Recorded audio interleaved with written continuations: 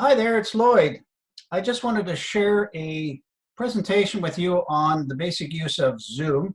So I'm just going to share a PowerPoint right now. And it looks like this. I'm going to start the slideshow, and it's called How to Attend Zoom as an Attendee. Now, typically what happens is someone will send you out an invite, and I'm just showing you a copy of an invite here that I sent to myself or sent to someone else, I guess. And typically it says join the Zoom meeting, and you just click on that link and join the meeting. Some may have a password, mine does not. If you want to join by phone, I'm allowing you to join by phone on this one. You can find your local phone number here. And it's as simple as that. You can actually phone in. But we're going to use this link. Once you click on this link, it will open up something. In my case, Zoom is installed on my computer, so it's actually opening up the Zoom program and asking, do I want to open my Zoom meeting room? Once I click that, I'll be taken into the Zoom meeting. It varies on different devices. iPads are different than desktops, are different than laptops, are different than iPhones, but a similar thing will occur, and then you just have to follow the steps that it lays out.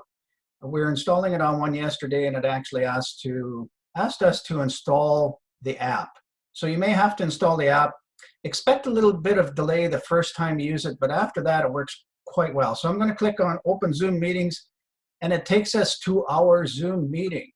Now you may be asking, why is Lloyd using just screen dumps? Well, I found it difficult to record the actual Zoom screens during my Zoom meeting, so I just did these downloads to Paint so I can show you these. But here's two of us. There's me talking to someone else, and we're on this Zoom meeting. So the next screen, I'll show you some of the features that are here. Someone else, if they click on those three dots up there, it'll give them a little bit of a menu. It looks a little different in each type of device. And this one, because I'm a host, it actually shows some other things. I took them off here, but it has the basic things. You can mute your audio, stop video, you can chat or rename.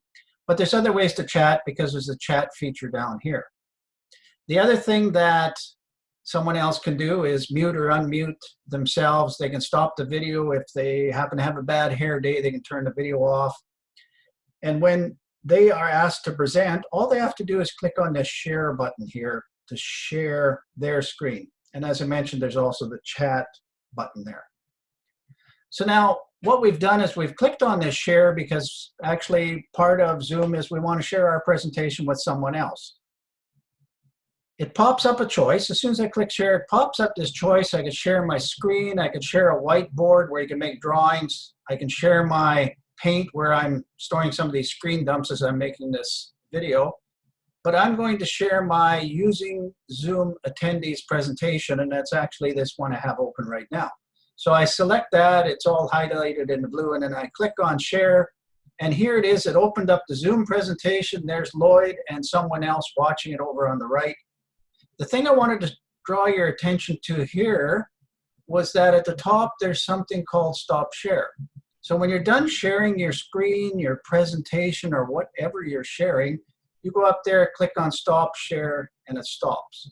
I was saying, I think they put it at the top of the screen because you tend to look at the camera, and they have that Stop Share right below my camera. So here we are. We actually selected this Zoom presentation to share, and that's what it would look like to the users,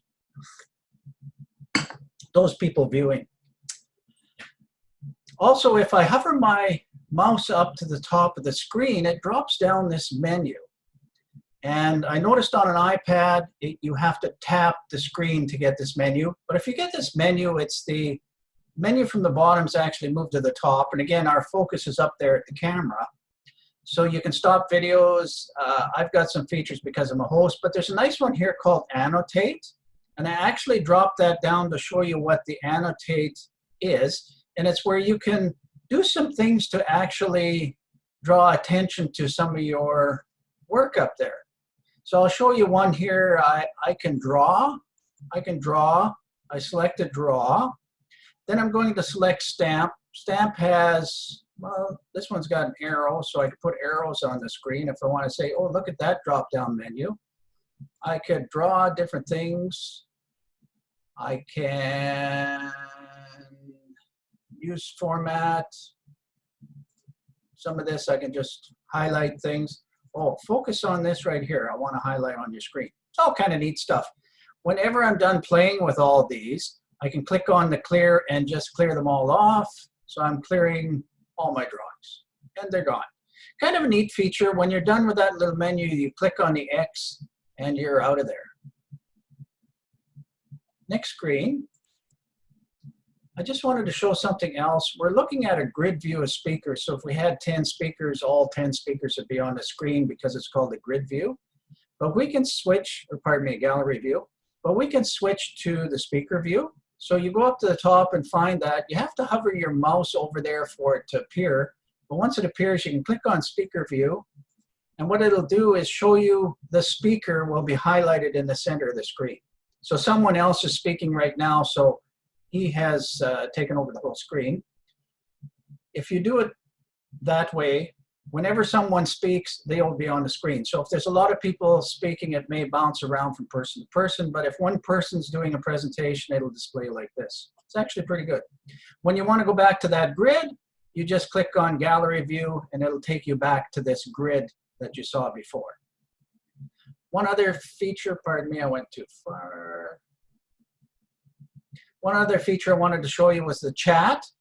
You can click on the chat button. It opens up a little chat box where you can chat to everyone. So here I've selected everyone and I can send a little chat to them. I can pick someone else or whatever individuals listed here and privately talk to them as well. And you'll notice that it has file here. You can actually send files to people, and that could be a PDF or a Word document or whatever. When the meeting's over, to leave the meeting, there's usually a text along the top or the bottom. Usually in the corners, you'll find something that says leave meeting, or it might be up on this side, leave meeting. You click on leave meeting and you're gone. But also once the host ends the meeting, it's out and you're gone. So those are the basic Zoom features to get started. To learn more, you can go to Zoom's tutorial page. It's that whole big long link there. Or you could just simply Google Zoom tutorials. Another thing you could do is go to YouTube and just do a Zoom tutorial or Zoom use search and get some of that. I'd caution there is just to try and get the most latest information. So I'm going to stop sharing. My camera has to focus. That's it for now. Have a good day.